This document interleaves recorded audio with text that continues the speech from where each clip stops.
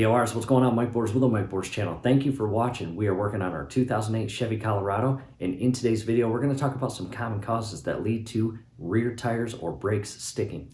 Let's go outside and take a look. All right, DLRs out in the garage. This is our 2008 Chevy Colorado LT edition.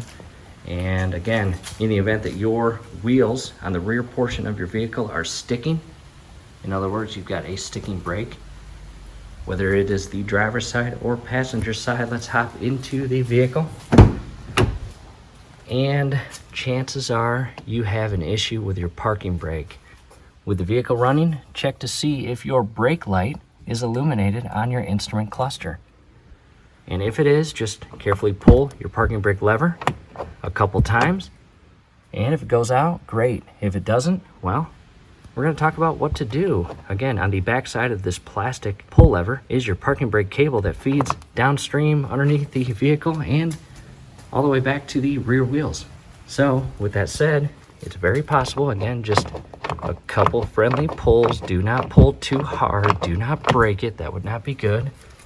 Coming underneath the vehicle, you have the parking brake cable as shown here and the linkage. Let me scroll out just a little bit. And this portion right here feeds all the way up to the back portion of that pull lever, and then it comes into this little housing right here where it is then transferred to this lower cable here. And just double check this housing, maybe shake it a little bit, kind of loosen it up. Do not aggressively yank at it. You don't want to break anything. Okay, you may need to spray this with brake cleaner and clean it up. And the cable feeds back into a hard mount here where the cable itself goes into a protective cover and feeds all the way back to the respective wheels. Taking a step back, we are going to reference our driver's side rear tire, and we are going to position the jack and jack stand. Never rely on a jack. Always insert and secure the vehicle with a jack stand. We're going to remove the tire and gain access to the inner drum and mechanical linkage of your brake drum system.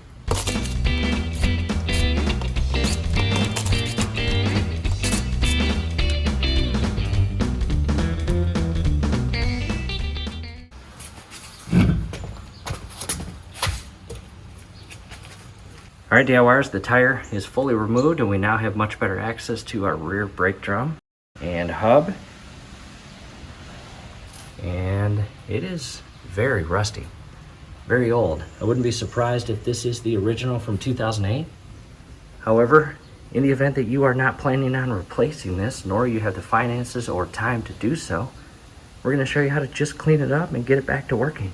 At this point, I've got the camera set back, and DIYers, take a good look at all of your lug nut studs and just verify that you do not have a locking clip or tension tab or tension clip on either of these studs. And depending on your year, make, and model, you might actually have one. And if you do, you might have one, and you might have one on the complete 180-degree opposite end lug nut stud. In some cases, you can begin counterclockwise unscrewing them all the way down the thread of the stud and removing them. However, in most cases, unfortunately, they get so corroded and so rusted, you may need some pliers to grab a hold of them and break them free, where you can then pull them off. However, in our case, we don't actually have those clips on any of our studs, and from here, just kind of feel the brake drum and see if it can come off. And I have placed a heavy load of cardboard underneath the entire wheel hub and drum assembly because it's going to get dirty. Next, I grabbed just a little pry bar. Down below in the comments section as well as the description section will be a link on where to purchase these.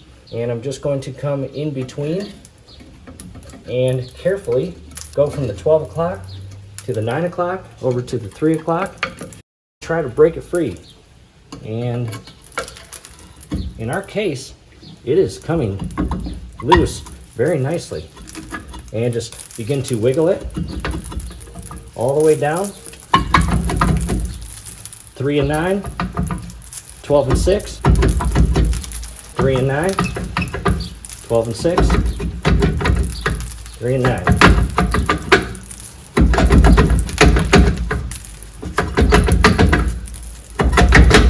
There we go. This is heavy and big. I'm going to carefully set that down. dust off my hands. And check that out, DIYers. We now have much better access to all the internal parts of our brake drum and brake system. Now I want to talk about all of the parts. And on the far left or forward portion, you've got a brake shoe. And you've got an additional brake shoe that goes from the 1 o'clock maybe down to the 5 o'clock. And then up top you have the cylinder. And double check for leaks in the event that you have aggressive leaks coming out of either rubber boot portion of your cylinder. Well, you might want to replace that. In addition, down below you've got a spring and linkage, and then you've got this large W-shaped securing clip that feeds into an oval-shaped hole on either shoe. And depending on which side of the vehicle you are working on will depend on where the actual spring that feeds out of the shoe and into the parking brake is. I'll give you a close-up view now. And again, coming to the top, there's a closer view of the cylinder itself. And below that is a spring and linkage. And on the right-hand side, basically from, again, the 1 o'clock all the way to the 5 o'clock is a brake shoe. And our left brake shoe, or one closest to the front of the vehicle. And as you can see, these are pretty worn down. But again, the whole purpose of this video is to get you unstuck and back working properly without actually having to replace any parts at this very given point. And we're going to come inside here, and right down there you can actually see a spring. Check that out. And inside that spring is your parking brake cable, and it feeds basically downstream into the housing from the front portion that we were just showing you. And depending on which side of the vehicle you are working on or servicing, it will depend on which brake shoe has that spring feeding all the way to the hard mounted linkage, as you can see way down in there.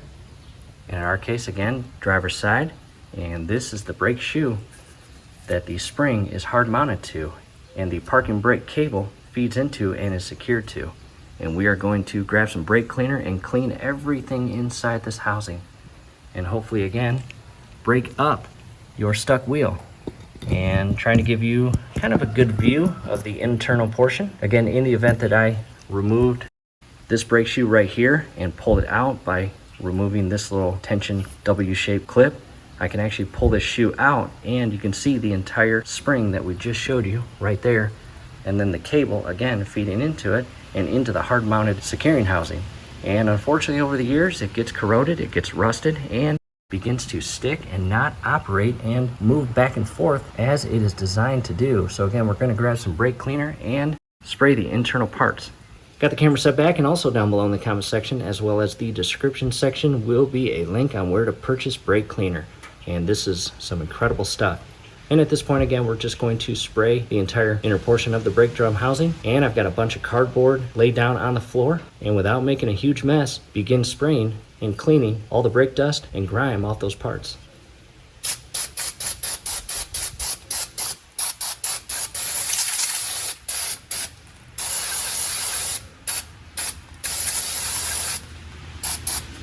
I am now going to go underneath and spray that entire spring and cable and housing, and you can see the dark liquid falling out.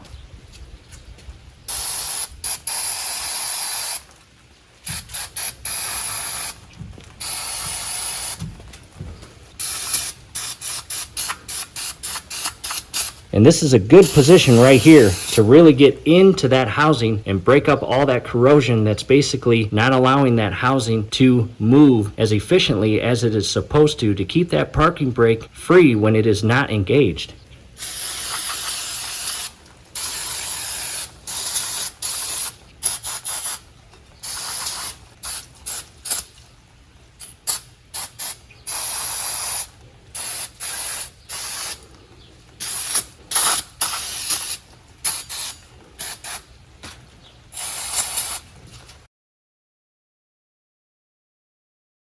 What I'm going to do next is I'm going to hop inside the truck and carefully pull the parking brake a few times and begin moving that housing and linkage. And you might actually see the spring move. I'll scroll in a bit.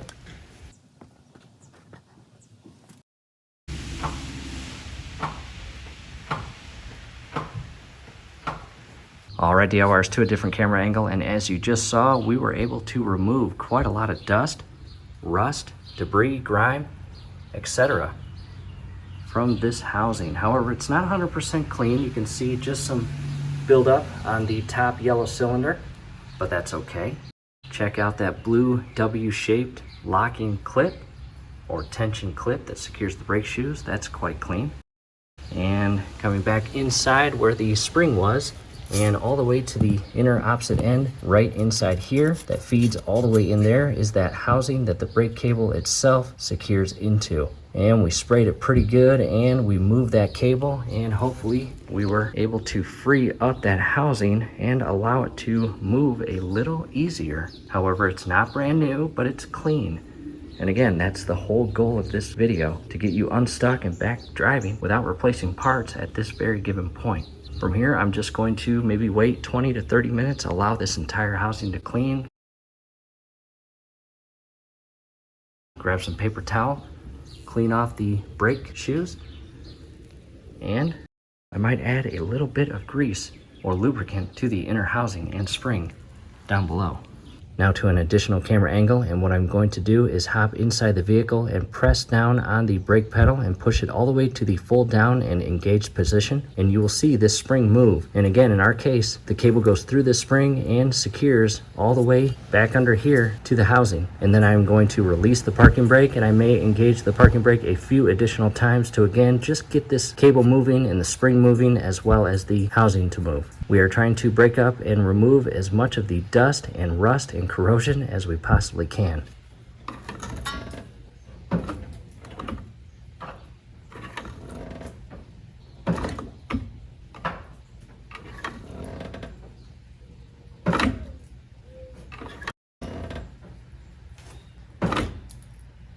Now coming inside the vehicle in DIYers, all I was doing was pushing down on the parking brake with my hand all the way down. And the first couple pulls on the parking brake lever, the actual pedal itself was a bit slow to come up, and I pulled it out and it came up maybe halfway to 3/4 of the way, and I allowed the lever to push in, and then I pulled it out again and it came all the way out. But now check this out. Much better. All the way in and out.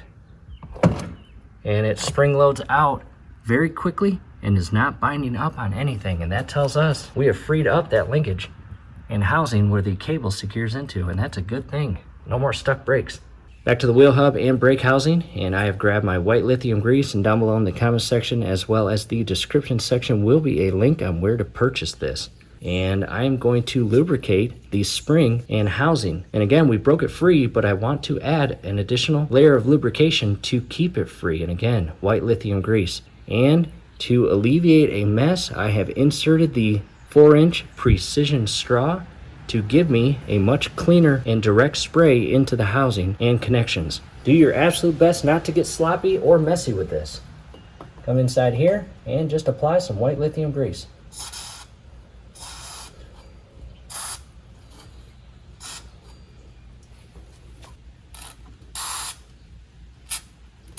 Next, grab the paper towel and just cleaning up any excess spray. Do your absolute best not to get white lithium grease on your brake shoes. That would not be good.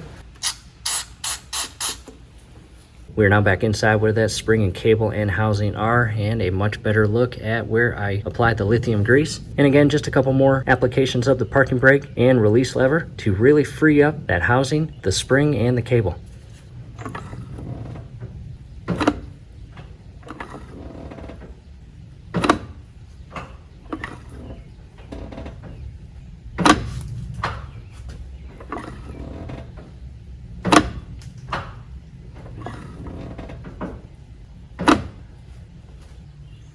Taking a step back in DIYers, we are satisfied with this. We are going to put everything back together, hop to the opposite side, and do the exact same thing. And again, I'm not replacing this at this point. However, down the road, I definitely need to. Align your studs properly and really push this brake drum onto the shoes as straight as you possibly can. And if it's not going on, what we need to do is grab a flathead screwdriver and adjust the linkage and spring up top to pull the brake shoes in. Alright DIYers, that brake drum ripped my gloves, but that's okay. Again, just verify that your brake shoes are clean and dry. And from here, grab your drum and ever so carefully align it with the studs and onto the brake housing.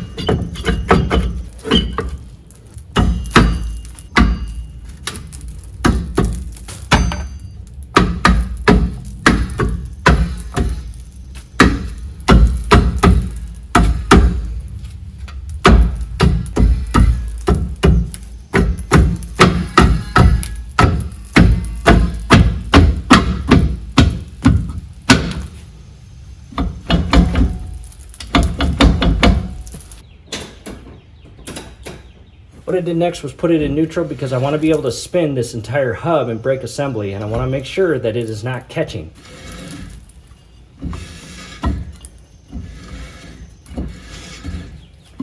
And that's pretty good. Back to park, and as you can see, moving it back and forth, it is locked. I am now going to engage the parking brake because the drum itself is kind of loose. You can see it loose on each of the studs, as you see there. See that? I'm going to engage the parking brake, and that should not happen. Parking brake engaged, and that is locked. Parking brake released, much better. Time to put the tire back on. However, in the event that you had those locking clips or lock rings, go ahead and re-secure them on your studs.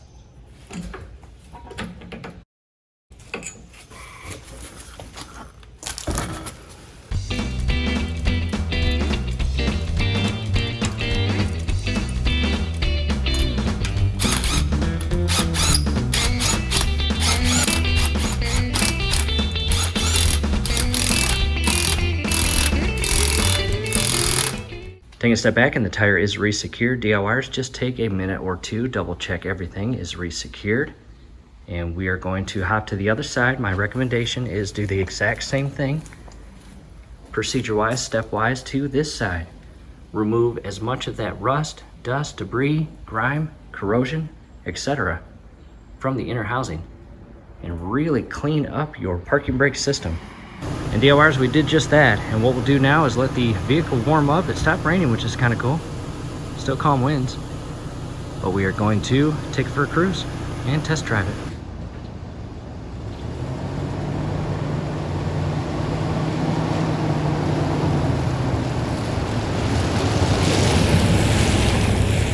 All right, DIYers, we are back from the test drive. All went well, and just a heads up for safety purposes, the first couple of applications of your parking brake might feel a little weak, might be a little squishy, but that's okay.